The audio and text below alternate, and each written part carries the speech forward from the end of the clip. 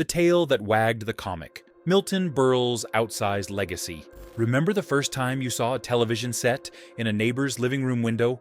9 inches of flickering magic, pulling every kid off the sidewalk? That was 1948, and the man who lured us indoors was Milton Berle. Fast forward to 2024. Academy Award winner J.K. Simmons steps onto a movie set, only to be handed a 6-pound silicone assistant. So enormous, the cameraman literally backs up to keep it in frame. The crew is laughing. The lenses get swapped, and Simmons asks the same question we asked over coffee all those years ago.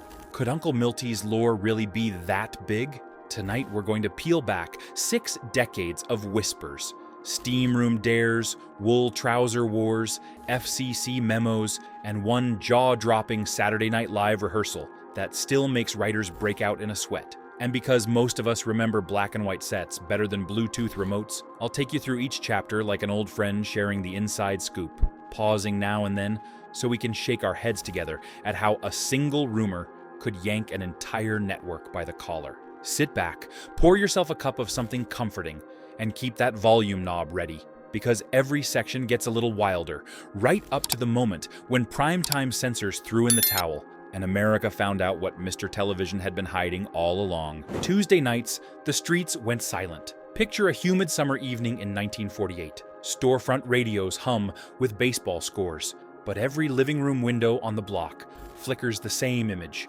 Texaco Star Theater. You remember the drill. Kids sprawled on braided rugs, Dad fussing with the rabbit ears, Mom hollering, "Hush now, Uncle Milty's on." By the second commercial break, police in Cleveland reported traffic drops so steep they rescheduled patrols. Chicago movie houses slashed ticket prices because no one wanted to miss Milton Berle's next costume gag. Nielsen later confirmed an 80% share, 8 households in 10 glued to the set. RCA couldn't build televisions fast enough. Appliance stores stayed open past midnight, rolling crates down sidewalks so fresh buyers could catch the final bit. Yet inside NBC's cramped Studio 6B, another figure stole attention. Early kinescope cameras shot wide by necessity. Every jittery frame caught Berle head to toe. Letters soon reached the network switchboard. Our church group noticed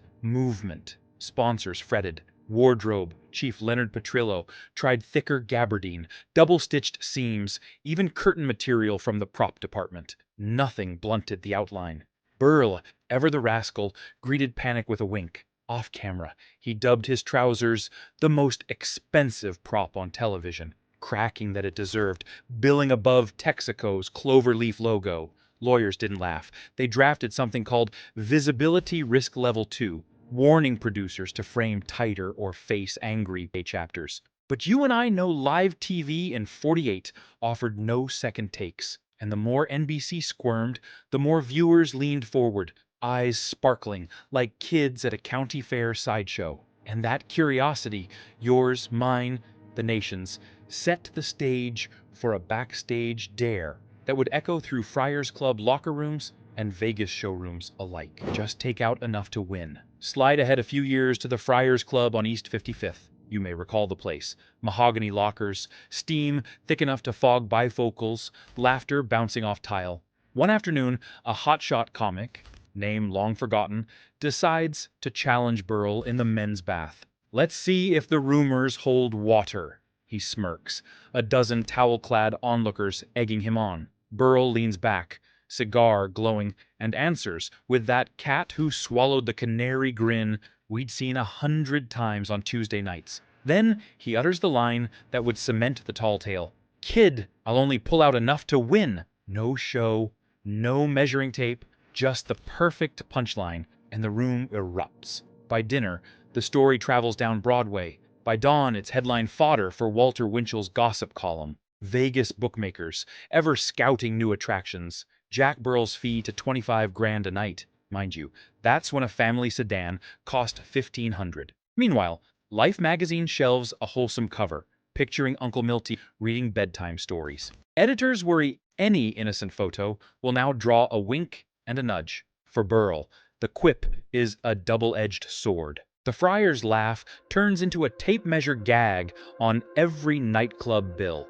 Audiences who once marveled at his drag sketches start watching his trousers instead of his timing. He tries to pivot, adds self-deprecating cracks to the monologue, signs lobby cards, "Thanks for looking up," yet the rumor grows like a runaway vine. If you've ever found an old superstition clinging to your name, maybe the bowling league story you can't shake, you know the feeling. Berle's comic genius is still there, but the spotlight keeps sliding south. And when corporate America smells the faintest whiff of controversy, it slams doors fast. Which brings us back to Studio 6B, where NBC's standards office decides the only way to tame the myth is with scissors, wool, and a brand new rulebook. Tailors, censors, and the wool-trousers war. You remember what studio lights felt like in the 50s? Hotter than July asphalt. Now imagine standing beneath those lamps in 14-ounce wool, stitched tight as a banker's corset, because some NBC lawyer fears a silhouette. That was Milton Berle's nightly uniform. After standards, Chief Charlie Potts issued his decree. No soft fabrics, no mid-thigh shots, and for heaven's sake, no high kicks. The wardrobe crew fought back with ingenuity worthy of a Jeep repair kit. First came vertical pinstripes. The idea was to scramble wandering eyes, like camo on a warship. When that failed, they invented the gusset harness, a sling of surgical elastic anchored inside the waistband. Think jockstrap meets marionette rig. Berle stepped into it once, burst out laughing, and cracked, "If I look supported tonight, thank my sponsors." The studio audience howled, advertisers gulped coffee, and begged for tighter camera frames. Night after night, he roasted the censors in real time, adjusting his tie, winking at the lens, tossing out quips like, "How's that for primetime real estate?" The tighter NBC cinched, the more viewers leaned forward, waiting for the next wink. Ratings ticked up, telegrams poured in, and those of us tuning on mahogany-boxed RCA sets felt the delicious thrill of seeing a comedian outfox the very people signing his checks. But success came with a catch. Directors started booking other hosts for variety specials, men whose trousers stirred zero fan mail. Berle's genius at sketch comedy suddenly played second fiddle to a backstage rumor he couldn't pack away. And when guest stars refused to follow him on stage, afraid the crowd would chant for measuring sticks, Uncle Milty faced a new reality. The joke was no longer in his control. He could still dominate a stage, sure, but could he land a straight acting role without the audience snickering? That question would haunt him into the early 60s, when the rumor finally swallowed the man and doors once wide open slammed shut when the joke ate the man. By 1962, Milton Berle's resume read like a victory lap. Emmy statues, Vegas residency, guest spots that once drew standing ovations. Yet something had shifted in the hush between punchlines. Producers whispered, "Great comic, but do we want the baggage?" Casting calls for dramatic roles dried up faster than a Sinatra tab. On college campuses, smart aleck MCs introduced visiting lecturers by asking if they could measure up to Uncle Milty. Even in autograph lines, you could feel the pivot. A fan my age would hand him an 8x10 and mutter, "Big fan of everything." Berle, gracious as ever, signed with that cheeky flourish. "Thanks for looking up." Some thought it was bravado.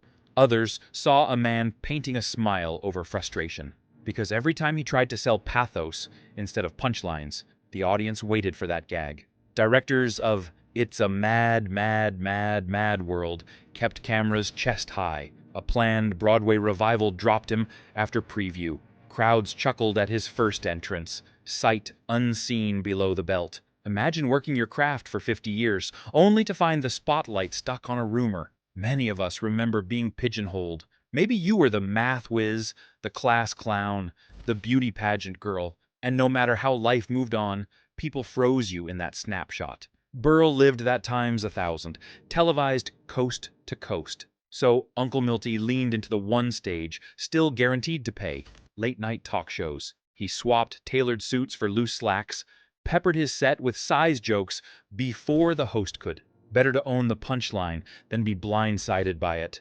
Ratings stayed solid, but the toll showed in off-camera moments. a weary shrug whenever reporters asked the question, a quick glance at his watch, as if wondering when the gag would finally age out. Yet the joke was about to roar back louder than ever. This time on live national television, in a rehearsal room where even seasoned comics lost their cool. And what happened next would rattle NBC's hallways for decades. The night Saturday Night Live lost its cool. If you owned a color set in the late 70s, you probably tuned in to Saturday Night Live, back when Belushi's antics felt dangerous and those weekend update jokes still shocked censors. In 1979, the producers decided to honor TV royalty by inviting Milton Berle to host. It sounded like a reunion between old vaudeville and new counterculture. Instead, it became a cautionary tale whispered in Studio 8H for the next 45 years. From the moment Berle strolled into rehearsal, he treated the young cast like junior partners. He rewrote punchlines, demanded extra spotlight hits, even staged a fake standing ovation during the monologue run-through, clapping wildly so pages and interns would mimic him. Yet the crew might have forgiven the showboating, if not for what happened in the dressing room. According to writer Alan Swibel, who recounted the story with a wince that tells you he still hears the gasp in his sleep, Berle emerged from a cloud of steam, wearing only a terry cloth robe. Spotting the 20-something staffer hovering in the doorway, Uncle Milty flashed that famous grin, loosened the belt, and let the legend drop onto the coffee table. With an audible thud, folks later compared to a paperback novel. Timing like that, he'd perfected over decades. Unfortunately, timing was all wrong for network television in the age of the FCC. Gilda Radner walked in, shrieked, and spun on her heels. Stagehands cracked up. Cue card guys lost their place. Lorne Michaels turned the shade of uncooked dough. His verdict came swiftly. Sketch cuts, camera quotas, and, after one disastrous live show marked by flubbed cues and Berle milking applause, the first lifetime hosting ban in SNL history. If you and I ever doubted how one rumor could torpedo opportunity, that Saturday proved it. NBC filed the incident under Exposure Event Number 3, a designation normally reserved for wardrobe malfunctions and halftime show mishaps. For years, producers used it as a training anecdote. Control the narrative, or the narrative controls you. And just when Uncle Milty thought the story might finally fade into late-night trivia, a booming new medium arrived. One that thrived on outrageous call-ins and shock value, ready to crank the ruler joke to 11. Shock radio siege, and the ruler that wouldn't quit. If you kept the AM dial humming on your commute in the late 80s, you know talk radio had morphed into an all-day carnival. No ringmasters blared louder than Howard Stern and his merry band of button pushers, forever baiting guests with questions you'd never ask at Thanksgiving. So, when Stern booked Milton Berle, first in 1988, then again in 96, older listeners hoped for war stories about early television. Instead, we got a live anatomy inquest. The intro promised nostalgia. Within 30 seconds, Stern veered south. Uncle Milty, America's Heard Rumors. What's the exact measurement? Berle parried. Let's just say it reaches the high notes. But Stern's callers smelled blood. One compared it to a Louisville slugger. Another claimed her grandfather once used a yardstick at the Friars Club. Every new line lit the boards brighter. And here's where many of us felt that mix of admiration and second-hand embarrassment. Berle, quick as ever, shot back with zingers. Kid, you're measuring the legend, not the man. Yet the more he dodged, the harder Stern pressed, waving rulers, dropping double entendres, egging the audience to phone in household objects for scale. After 2 commercial breaks of the same shtick, Berle's voice lost its gleam. He finally sighed, "Howard, you want jokes or geometry?" A plea that rolled right past the studio glass. Backstage, his publicist stared at the floor. Agencies took note. Any future booking risked the same ambush. Gradually, morning shows, news panels, even late-night couches passed on Uncle Milty. Not because he'd lost his chops, he could still land a punchline sharper than a sewing needle, but because the legend now overshadowed everything he might say. That might have been the quiet fade-out, if Hollywood hadn't decided, decades later, to turn the old rumor into literal wardrobe and hand it to an Oscar winner on day 1 of shooting. Prosthetic Payback on a 21st century set. Jump to 2024. Most of us are streaming shows on screens small enough to fit in shirt pockets. Yet, Hollywood still loves a big, loud legend. Director Jason Reitman greenlights Saturday Night, a film about the early chaos of live TV. He casts J.K. Simmons. Yes, the same gravel-voiced powerhouse who yelled his way to an Oscar, to play Milton Berle. First costume fitting, Simmons steps into the trailer, expecting a vintage tux. Instead, the wardrobe chief opens a hat box the size of a Thanksgiving turkey and lifts out a foam latex edition that weighs 6 pounds and bends like garden hose. Simmons blinks. "Gentlemen, which union covers that?" The crew laughs, but the DP mutters they'll need wider lenses because the prop keeps drifting into the edge of the frame. During the first blocking rehearsal, Simmons pivots too quickly.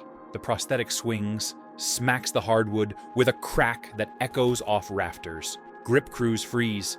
Someone yells "cut," and for a heartbeat, the whole soundstage relives NBC's old panic.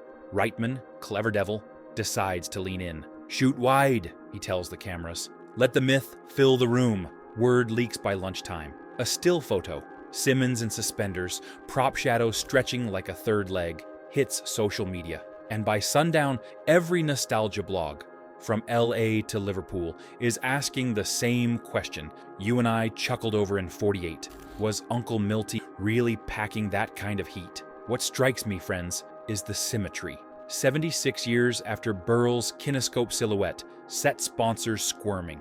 His legend still upends schedules, budgets, even lens choices. The man is long gone, the rumor lives on, and a new generation gets to gasp just like we did. Only now, it's under LED panels instead of carbon arc spots. And that brings us to the final reckoning. After 6 decades of laughter, censorship, and gigantic rubber props, did the legend elevate Milton Berle's stardom, or did it crowd out the craft that made him Mr. Television in the first place? Stick around. The answer might surprise. A legacy too large to edit. So here's where the real pause is, my friends. We've journeyed from rabbit ear antennas and snowy screens to silicone props and social media memes, all orbiting one oversized rumor. Milton Berle pioneered primetime variety, shoved sketch comedy straight into America's parlors, and showed networks they could sell 1 million TV sets on personality alone. Yet for younger folks today,